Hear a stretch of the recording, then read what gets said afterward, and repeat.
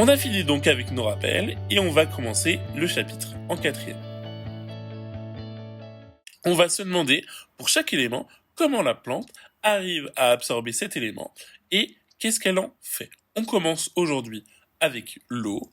On va essayer de comprendre comment l'eau est absorbée par la plante. J'imagine que vous avez déjà des idées et que vous avez déjà en tête que les racines ont un lien avec l'absorption de l'eau. C'est ce que nous allons voir. Sur cette photo, nous observons des jeunes plants. On peut voir sur les racines de ces jeunes plants qu'il y a une partie qu'on dit duveteuse, c'est-à-dire qu'elle semble un peu douce et il y a comme des petits poils. Toute la question va être de se demander par quel endroit de la racine l'eau est absorbée et est-ce que cette partie duveteuse est importante. Là encore, nous allons analyser des expériences. Vous avez ici 3 expériences avec le témoin, le test 1 et le test 2. Je vous rappelle donc que la question qu'on se pose réellement, c'est par où l'eau rentre. Pareil que pour tout à l'heure, nous allons utiliser la même méthode d'analyse d'expérience. On observe, puis on en déduit. Alors, qu'est-ce qu'on observe sur ces expériences ? Regardons attentivement.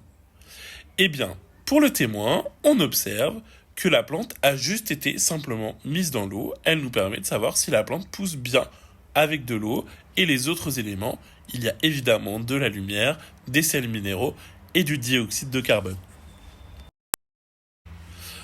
Ensuite, on observe pour les tests que dans le test 1, la partie avec les petits poils, qu'on appelle les poils absorbants, sont dans l'eau et le reste de la partie de la plante est dans l'huile.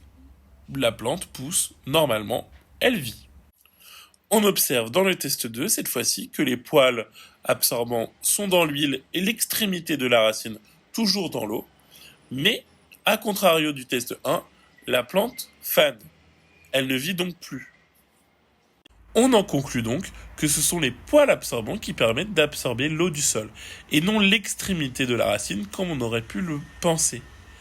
On dit que les poils absorbants sont le lieu d'entrée de l'eau pour la plante. Observons maintenant ces poils absorbants au microscope. Vous pouvez voir en haut à gauche qu'on a pris un morceau de racine et que l'on a coupé en tranches, comme pour faire une tranche de pain. On dit que c'est une coupe transversale. On observe donc au microscope cette coupe de racine et on a zoomé une fois pour qu'on puisse voir à droite de beaucoup plus près. En rose, vous pouvez voir la couche de poils absorbants à l'extérieur de la racine et l'on voit que ces poils absorbants sont des cellules qui sont très allongées vers l'extérieur. Ces poils absorbants vont pouvoir faire rentrer l'eau à l'intérieur des cellules et cette eau, ainsi que les sels minéraux qui sont dans l'eau, vont progresser dans la racine. L'eau, une fois rentrée par les poils absorbants, va continuer de progresser via les cellules de la racine et aller jusqu'aux vaisseaux conducteurs qui sont au centre de la racine. Nous verrons ces vaisseaux conducteurs un petit peu plus tard dans le chapitre. Cette fois-ci, voyons un croquis réalisé à partir de l'observation au microscope. On voit toujours les poils absorbants. Les poils absorbants, je vous l'ai dit, ce sont des cellules. Il y a donc un cytoplasme et un noyau, comme pour toute cellule, et les autres cellules de la racine. On voit bien que l'eau et les sels minéraux vont pénétrer à l'intérieur du poil absorbant et continuer leur chemin à travers les cellules de la racine pour aller au vaisseau conducteur. Vous pouvez voir sur cette photo de jeunes plantes des poils absorbants. On voit qu'il y en a énormément. Effectivement, une estimation donne à peu près 14 milliards de poils absorbants par plante. Et cela donne une surface de contact entre le sol et les poils absorbants d'environ 400 mètres carrés, ce qui permet à la plante d'absorber beaucoup d'eau.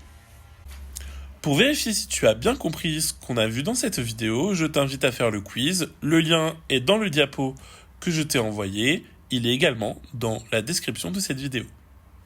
En conclusion, nous noterons que la plante absorbe donc l'eau et les sels minéraux grâce à ses poils absorbants des racines. Ces poils absorbants, ils permettent l'eau d'entrer directement par les cellules jusqu'au vaisseau conducteur. La surface de poils absorbants est très très importante et cela permet donc une grande quantité d'eau d'être absorbée. N'hésite pas à m'envoyer un mail en cas de question. Les adresses mail sont résumées en tout début du diaporama que je t'ai mis sur Ose.